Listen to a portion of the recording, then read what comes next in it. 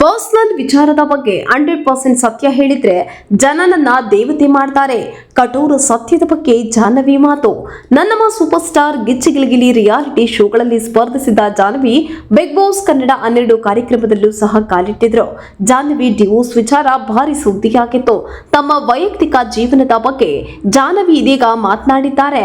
ನಾನು ಪೂರ್ತಿ ಸತ್ಯವನ್ನ ಬಾಯ್ಬಿಟ್ರೆ ಜನ ನನ್ನನ್ನ ದೇವತೆ ಮಾಡ್ತಾರೆ ಅಂತಾರೆ ಜಾಹ್ನವಿ. ಖಾಸಗಿ ಸುದ್ದಿವಾಹಿನಿಯಲ್ಲಿ ನ್ಯೂಸ್ ಆಂಕರ್ ಆಗಿದ್ದ ಜಾಹ್ನವಿ ಬಿಗ್ ಬಾಸ್ ಸೀಸನ್ 12 ಕಾರ್ಯಕ್ರಮದಲ್ಲಿ ಸ್ಪರ್ಧಿಸಿದ್ರು.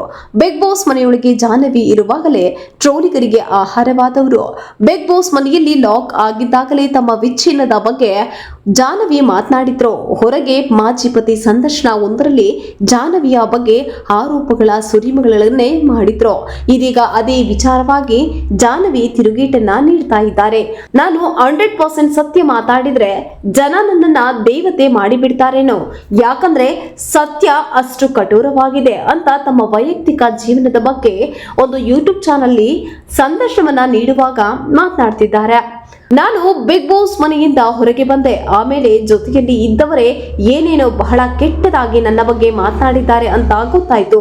ನನ್ನ ಕುಟುಂಬ ಸಹ ಏನಾದ್ರೂ ಆಗಿದ್ದಾಗ್ಲಿ ನೀನು ಇರೋ ವಿಚಾರವನ್ನ ಹೇಳಿಬಿಡು, ಎಲ್ರಿಗೂ ಗೊತ್ತಾಗಬೇಕು ಅಂತ ಹೇಳಿದ್ರು.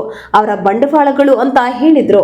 ನಾನು ಮಾಧ್ಯಮಗಳಲ್ಲಿ ಎಲ್ಲೋ ಒಂದು 0.001% ಮಾತನಾಡಿರಬಹುದು ಅಷ್ಟೇ. ನನ್ನ ಪರ್ಸನಲ್ ವಿಚಾರದ ಬಗ್ಗೆ 100% ಸತ್ಯ ಮಾತನಾಡಿದ್ರೆ ನನ್ನನ್ನ ಇವತ್ತು ಜನರು ದೇವತೆ ಮಾಡಿ ಬಿಡ್ತಾರೇನೋ, ಅಂದ್ರೆ ಅಷ್ಟು ಕಠೋರವಾಗಿದೆ ಸತ್ಯ. ಹಾಗಿದ್ರೆ ಆ ಸತ್ಯ ಇದ್ರೂ ಪರವಾಗಿಲ್ಲ, ಬೇರೆಯವರು ನನ್ನನ್ನ ಕೆಟ್ಟೋಳು ಮಾಡಿದ್ದಾರಲ್ಲ, ಮಾಡ್ಲಿ ಬಿಡಿ.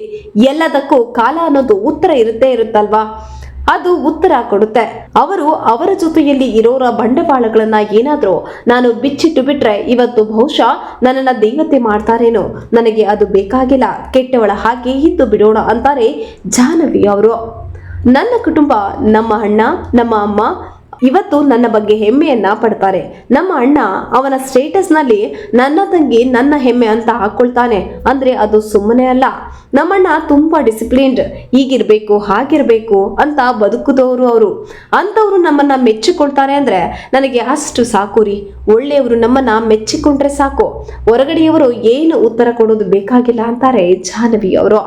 ಯಾರೋ ಒಬ್ಬ ಒಂದು ಸ್ಟೇಟ್ಮೆಂಟ್ ಕೊಟ್ಟಿದ್ದನ್ನ ಕೆಲವರು ಮಾತನಾಡಬಹುದು, ಬಟ್ ಆ ಸ್ಟೇಟ್ಮೆಂಟ್ ಕೊಟ್ಟಿರುವಂತಹ ವ್ಯಕ್ತಿಗೂ ಕೂಡ ನಾನೇನು ಅನ್ನೋದು 14 ವರ್ಷ ನಾನು ಹೇಗಿದ್ದೆ ಪ್ರತಿಯೊಂದು ಸಹ ಗೊತ್ತಿದೆ. ಇದಕ್ಕೆಲ್ಲ ಕಾಲವೇ ಉತ್ತರವನ್ನ ಕೊಡುತ್ತೆ. ಈಗ ನಾನದನ್ನ ದೊಡ್ಡದು ಮಾಡೋದಿಲ್ಲ. ಎಲ್ಲದಕ್ಕೂ ನನ್ನ ಮಗ ಅಡ್ಡ ಬರ್ತಾನೆ. ಈಗ ಕೊಚ್ಚೆ ಮೇಲೆ ಕಲ್ಲೆಸೆಯುತ್ತಾ ಕೂದ್ರೆ ನಮ್ಮ ಮೇಲೆ ಆರುತ್ತೆ. ಹೀಗಾಗಿ ನಾನು ಸೈಲೆಂಟ್ ಇದ್ದೀನಿ, ಆದರೆ ದೇವರು ಮೇಲ್ಗಡೆಯಿಂದ ನೋಡ್ತಾ ಇರ್ತಾನೆ ಅಲ್ವಾ ಅಂತಾರೆ ಜಾಹ್ನವಿಯವರು. ನಾನು ಇಷ್ಟಪಟ್ಟವರು ನನ್ನ ಜೊತೆ ಇದ್ದಾರೆ, ನಾನು ಇಷ್ಟಪಟ್ಟಿರೋರು ದೂರ ಆದಾಗ ನನಗೆ ಹರ್ಟ್ ಆಗ್ತಿತ್ತೇನೋ. ನಮ್ಮದು ತುಂಬಾ ಟ್ರೆಡಿಷನಲ್ ಫ್ಯಾಮಿಲಿ. ಡ್ರೆಸ್ಸಿಂಗ್ ಸೆನ್ಸ್ಗೆಲ್ಲ ನನ್ನನ್ನು ಬೈದು ದೂರ ಇಟ್ಟು ಮಾತಾಡಿಸ್ತಾ ಇಲ್ಲ. ಆದ್ರೆ ಇವತ್ತು ಎಲ್ಲರೂ ನನ್ನ ಜೊತೆ ಇದ್ದಾರೆ. ನಾನು ಇವಾಗ ಸಿನಿಮಾ ಸಹ ಮಾಡ್ತಾ ಇದ್ದೀನಿ ಅಂದ್ರೂ ನನ್ನ ಜೊತೆಗೆ ಅಣ್ಣ ಇದ್ದಾನೆ ಅಂದ್ರೆ ಅದು ನನ್ನ ವ್ಯಕ್ತಿತ್ವ. ನಾನು ಹೇಗಿದ್ದೀನಿ, ಮನೆಯಲ್ಲಿ ಹೇಗೆ ನಡ್ಕೋತೀನಿ, ನಾನು ಸಮಾಜದಲ್ಲಿ ಹೇಗಿದ್ದೀನಿ, ಅದು ಅವರಿಗೆ ಪ್ರೌಡ್ ಮಾಡಿದೆ ಅಂದ್ರೆ ನನಗೆ ಅಷ್ಟೇ ಸಾಕು ಅಂತಾರೆ ಜಾಹ್ನವಿ ಅವರು.